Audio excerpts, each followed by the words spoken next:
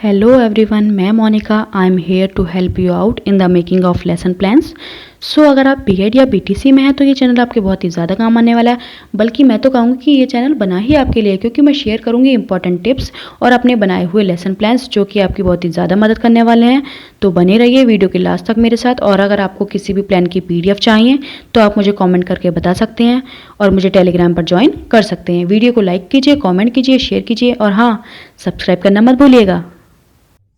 सो ये वाला जो हमारा लेसन प्लान है ये है सोशल का, जो कि है पर्यावरण प्रदूषण पर। ठीक है, तो सबसे पहले इसमें आएगा सामान्य उद्देश्य, जो हम नॉर्मल हर लेसन प्लान में लिखते हैं। फिर आता है विशिष्ट उद्देश्य, फिर आता है सहायक सामग्री, फिर आता है पूर्व ज्ञान।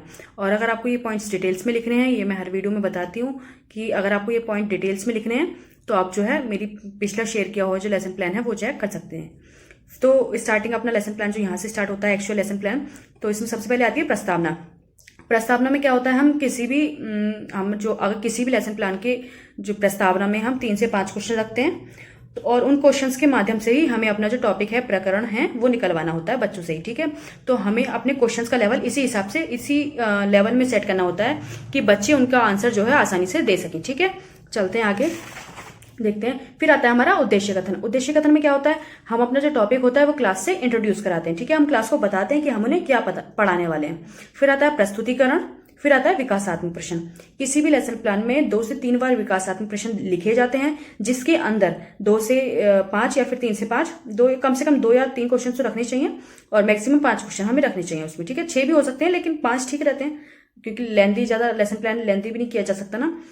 तो इसमें हमारा विकासात्मक प्रश्न है, इसमें हमने 4 क्वेश्चंस पूछे हैं। ठीक है, यहाँ पर हमने पिक्चर भी लगाई है जिससे हमारा लेसन प्लान अट्रैक्टिव भी बना है और टीचर भी अच्छी मार्किंग देती है। ठीक है, और फिर आता है हमारा छात्र अध्यापिका कथन। इसमें क्या होता है, हम जो भी बच्चे से उल्टे क्वेश्चंस पूछते हैं, बच्चे उनके आंसर जो है उल्टे सीधे देते हैं, जरूरी नहीं है हमेशा सही आंसर दें। तो उनके आंसर्स को सही करने के लिए हमें अपने एक एक्सप्लेनेशन, स्पष्टीकरण देना होता है। ठीक है, तो ये वो है। फिर आता है हमारा नेक्स्ट विकासात्मक प्रश्न। इसमें हमने 4 क्वेश्चन पूछे हैं, बच्चों ने इनके आंसर्स दिए हैं, यहाँ पर भी हमने पिक्चर लगाई है। और फिर आता है हमारा इन वाले विकासात्मक का स्पष्टीकरण। ठीक है, चलते हैं आगे। ये हमारा थर्ड विकासात्मक प्रश्न, इसमें हमने 5 क्वेश्चन पूछे हैं, बच्चों ने उनके आंसर्स दिए हैं। और यहाँ पर हमने कौन सी विधि यूज की है, प्रश्नोत्तर व प्रदर्शन विधि यूज की है। ठीक है, आप लोग ये पिक्चर्स जो है चार्ट पर लगाकर ले जाइएगा, जिससे बच्चों को अच्छा समझ में आएगा और आपका भी एक टीचिंग एड जो है प्रिपेयर हो जाएगा। ठीक है, तो यहाँ फिर आता है यहाँ पर छात्र अध्यापक कथन यानी कि स्पष्टीकरण। फिर आ गया हमारा ये चौथा विकासात्मक प्रश्न, जिसमें हमने 4 क्वेश्चन पूछे हैं। उसके बाद इसका ये स्पष्टीकरण आ गया। और ध्यान रखिएगा कि जहां जहां छात्र अध्यापिका स्पष्टीकरण आएगा, छात्र अध्यापिका कथन आएगा, उसके ठीक सामने ये जो मूल्यांकन वाला कॉलम है ना, छात्र अध्यापिका कथन के सामने, मतलब उसके स्पष्टीकरण के सामने मूल्यांकन प्रश्न डाला जाता है। ठीक है, फिर आता है हमारा श्यामपट्ट सारांश। हम जो भी बच्चों को पढ़ा रहे होते हैं वो बच्चों को बोर्ड पे नोट कराते हैं और उनको अपनी कॉपीज में नोट करने के लिए कहते हैं। ठीक है, उसके बाद हम उसकी कॉपीज चेक भी करते हैं कि हमने जो पढ़ाया बच्चे ठीक से कर भी रहे हैं या नहीं। ठीक है, ये चेक करना भी हमारा ही काम है।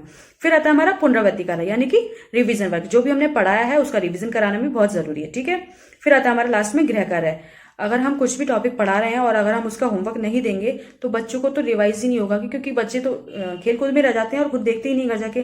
कम से कम उन्हें होमवर्क के जरिए एक चीज याद रहती है, एक बात याद रहती है कि हाँ हमें होमवर्क करना है, और जो भी हमने टॉपिक पढ़ाया होता है वो घर जाकर कम से कम एक बार तो उस टॉपिक को देख लेते हैं। ठीक है, जिससे कि वो टॉपिक उनके दिमाग में बैठ जाता है थोड़ा थोड़ा। ठीक है, तो यही हमारा मोटिव होता है होमवर्क देने का।